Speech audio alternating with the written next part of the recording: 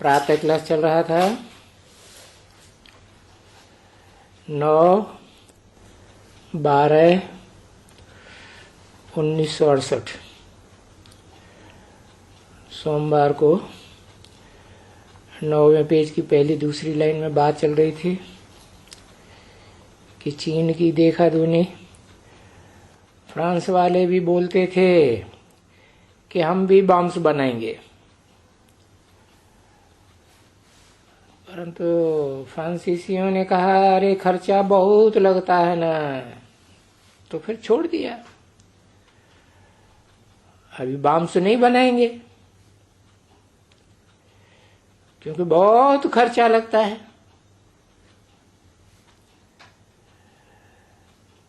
अरे वो भी कभी कभी बॉम्ब बनाए, परंतु उन चीन वालों के पास तो ढेर के ढेर हैं। वो तो ढेर वाले। तो बाप समझाते हैं देखो ये ढेर बॉम्ब्स बनाने वाले क्या नहीं कर सकते हैं।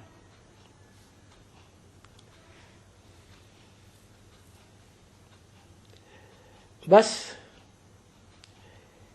किसके मुंह पर आवे या एक बॉम्ब लगा के उसको दिखलावे। देखो कि बॉम्ब्स क्या होते हैं।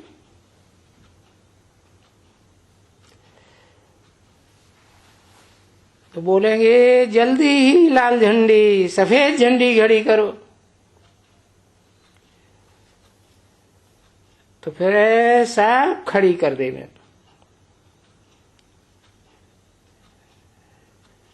कोई एक भी बादशाही इनके हाथ में नहीं जावे।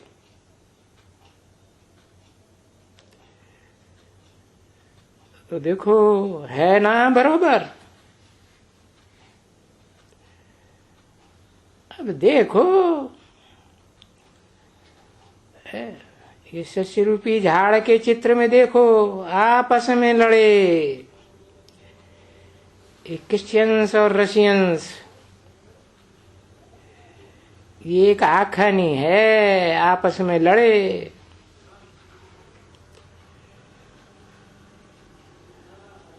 वो ये जो कृष्ण को देखते हैं ना, माता ने कृष्ण के मुख में ये देखा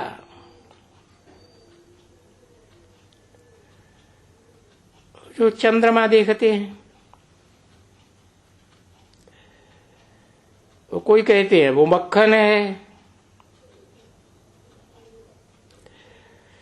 परंतु बाप कहते हैं नहीं नहीं नहीं भाई नहीं, ये सारी विश्व की बादशाही उस संगमी कृष्ण के मुख में है।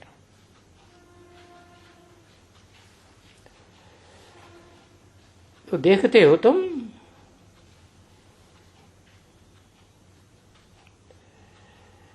कि भाई कोई कृष्ण के हाथ में बादशाही थोड़ी ही होती है।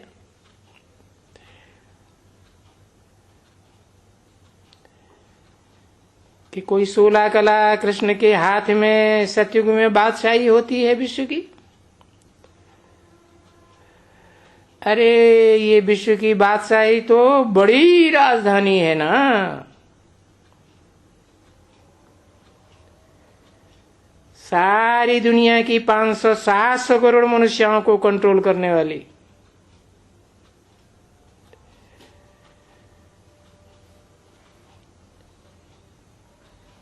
तो उन दोनों कृष्ण के बुद्धि रूपी हाथ में आती है।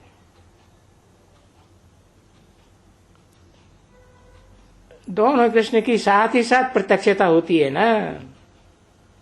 बाप ने तो बताया है बाप और बच्चे का जन्म इकट्ठा है। जन्म माने एक प्रत्यक्षता रूपी जन्म। तो ये बातों का तुम विचार करो कि कल्प कल्प तुम्हारे हाथ में ये विश्व की बादशाही कैसे आती है।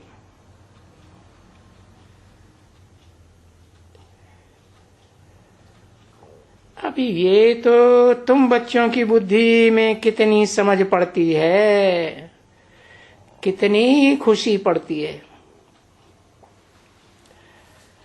तुम बच्चों को तो बड़ी खुशी होनी चाहिए।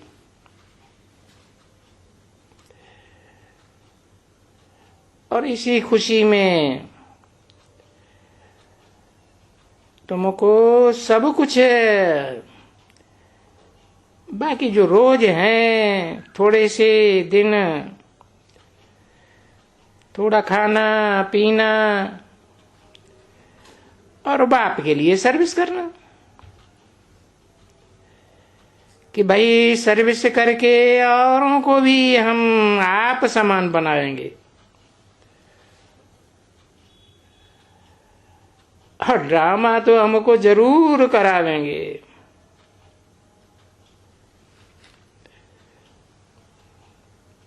जैसे अर्जुन से भी कहा ना गीता में,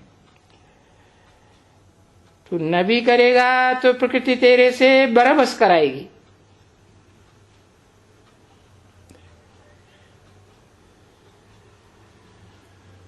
ये बाप ने समझाया ना बच्चों को कि बच्चे,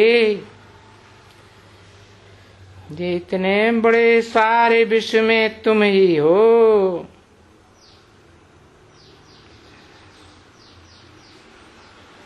और तुम कोई कृष्ण के मुख में नहीं हो।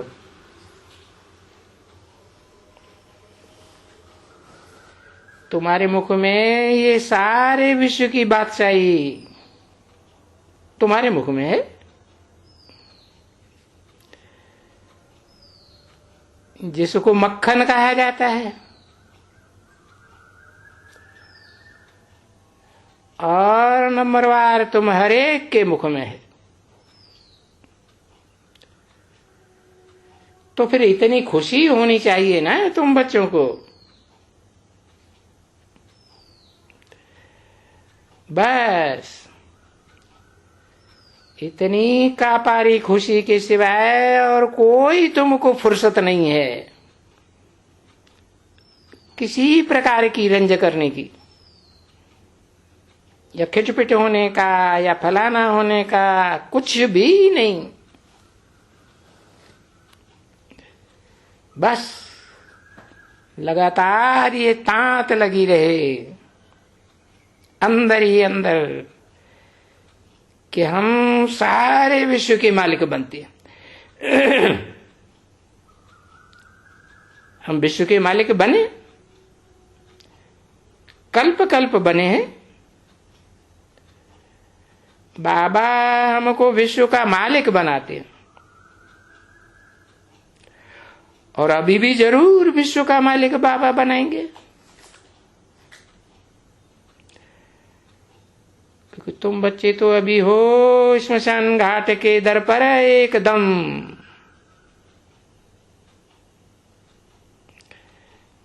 शमशान घाट के दर पर ले जाते हैं ना आखिरी,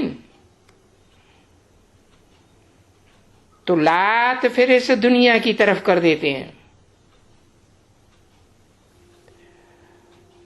और मुख शमशान घाट ऊपर की तरफ कर देते हैं। समझा ना? शमशान में किसके मंदिर बनाए जाते हैं? शिव बाबा के बनाए जाते हैं ना। समझा ना? हाँ, क्योंकि ये दुनिया, पुरानी दुनिया तो सारी कब्रिस्तान बनना है ना। अभी भी श्मशान है, क्योंकि तुम वानप्रस्थ में जाने वाले हो ना, एकदम वाणी से परे। तुमको वाणी चलाने की दरकार ही नहीं रहेगी। वाइब्रेशन किया, संकल्प किया और ये काम संपन्न हुआ।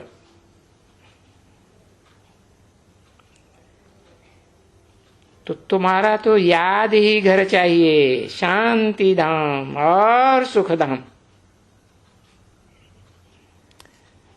और तुम बच्चों के सिवाय और तो कोई दुनिया में है ही नहीं। जिनको ये अंदर में स्मृति आती हो कि सिर्फ सुखधाम और शांति धाम,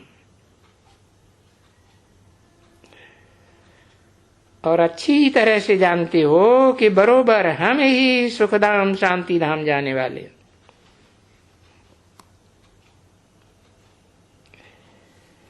तो देखो यहां ये बात याद रखो, तुम सभी बहुत खुशी में रहते हो है? और अगर तुम्हारी बुद्धि बाहर की दुनिया में नहीं भटकती है, पुरानी दुनिया में है, तो तुमको बहुत खुशी रहती है और तुमको नशा रहता है, नारायणी नशा।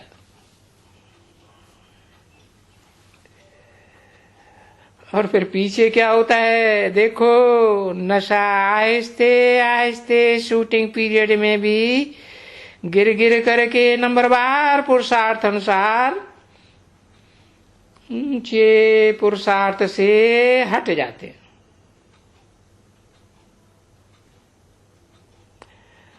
और ये जो तुम्हारा नारायणी नशा है ना, ये कोई शराब कबाब का कबाब का नशा नहीं है,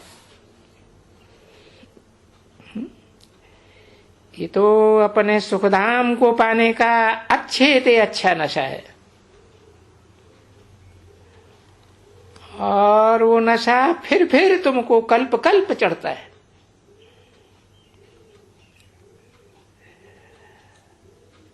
अब फिर से तो जैसे कल भारत क्या था, आज देखो भारत की क्या दुर्दशा हुई है। हाँ बच्चे, टोली ले आओ, और तुमको तो यही बुद्धि में चलना चाहिए ना कि इस दुनिया का चक्कर फिरता रहता है। अरे कल तो हम सूर्यवंशी थे ऊंच वंश के, फिर एकदम हम देख देना हम चंद्रवंशी, फिर वैश्यवंशी, फिर शूद्रवंशी। अभी तो हम यही ब्राह्मणवंशी बने हैं।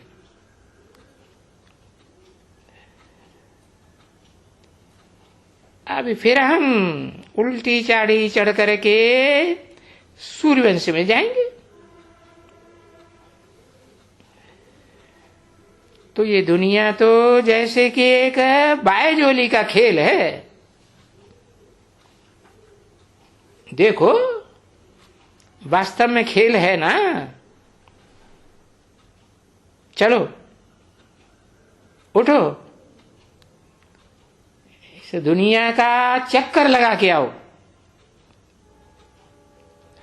है। एक एक उठाते जाएंगे, शाबाश। वतन के और कहें कि शांति धाम और सुखधाम तुम्हारे वतन हैं, बाकी दुखधाम तो विदेशियों और विधर्मियों का वतन है।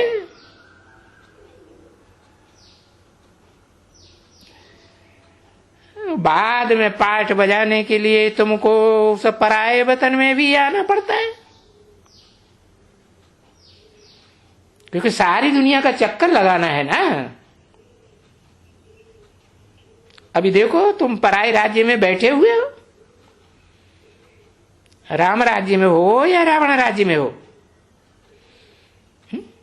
एक के राज्य में हो या अनेक धर्म वाले जो प्रजातंत्र सरकार सारी दुनिया में बनाए बैठे हैं देश देशांतर में, उनके राज्य में बैठे हो। अरे तुमको तो जब अपना राज्य मिलता है तो हाथ करके उस राज्य को जल्दी ले आना चाहिए, क्विक। हमेशा बुद्धि में रहे फट से हमको कहां मिल जाए, है। इस ईश्वरीय ज्ञान से बाहर बुद्धि निकलने से तो खत्म हो जाते हैं।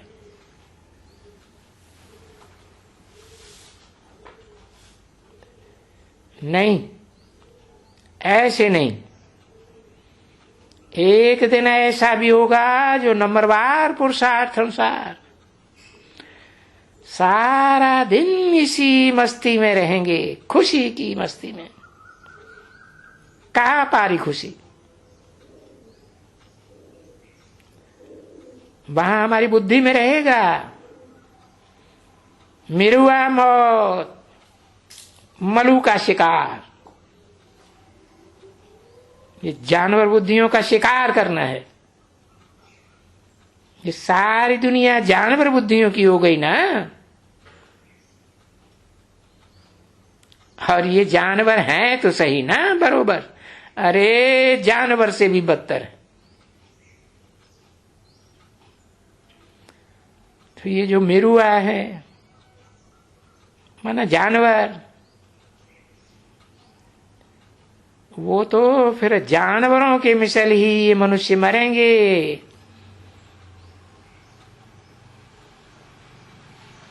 शक्ल मनुष्य की है लेकिन है अंदर से एकदम जानवर, हिंसक, खूंखार।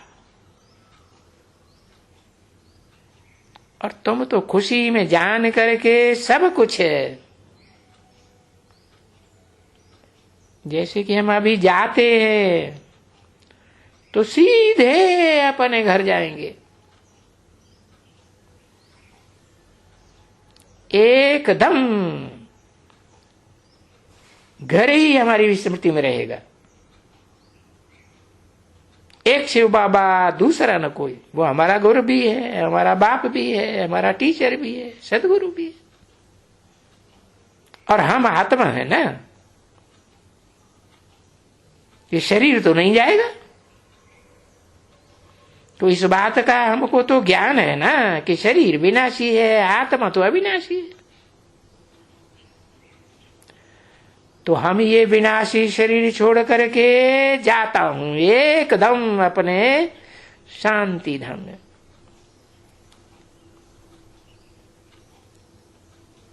पीछे तो हम फट से लौट करके आएंगे। यहां इसी सात्विक दुनिया में, सतो प्रधान नई दुनिया में आएंगे, सुखधाम में आएंगे। तब तलक ये सब ठीक करके और ये पुरानी दुनिया होगी तो जरूर ठीक ठाक ना। अच्छा, मीठे मीठे, क्योंकि बाप तो बच्चों का संपन्न रूप देखते हैं ना, है वर्तमान अधूरा रूप थोड़े ही देखते हैं। तो मीठे मीठे बच्चों को सिकील दे, बच्चों प्रति जो बहुत समय से बिछड़े हुए होते हैं तो उनसे सिक सिक बड़े प्यार से मिला जाता है। ऐसे सिकील दे बच्चों के प्रति रूहानी बाप का, क्योंकि रूहों का बाप तो एक ही परमपिता है, जिनका नाम एक ही पक्का है, शिव। मन कल्याणकारी, सदा कल्याणकारी, सदा शिव। और दादा का, दादा को रूहानी दादा नहीं कहेंगे। क्या वो दादागिरी दिखाने वाला रूहानी दादा है कि जिस्मानी है, देहंकारी है? हाँ, तो दादा का दिल बजान सिख और प्रेम से याद प्यार और गुड मॉर्निंग। और रूहानी बाप की किसको नमस्ते, किसको नमन करते हैं? मीठे मीठे रूहानी बच्चों को नमन करते हैं। है कड़ुआ बोलने वाले हैं, कड़ुई बातें करने वाले हैं, दुखदाई कर्म करने वाले हैं, उनको बाप कभी नहीं झुकते। नमस्ते बमस्ते करने का तो सवाल ही नहीं। ओम शांति।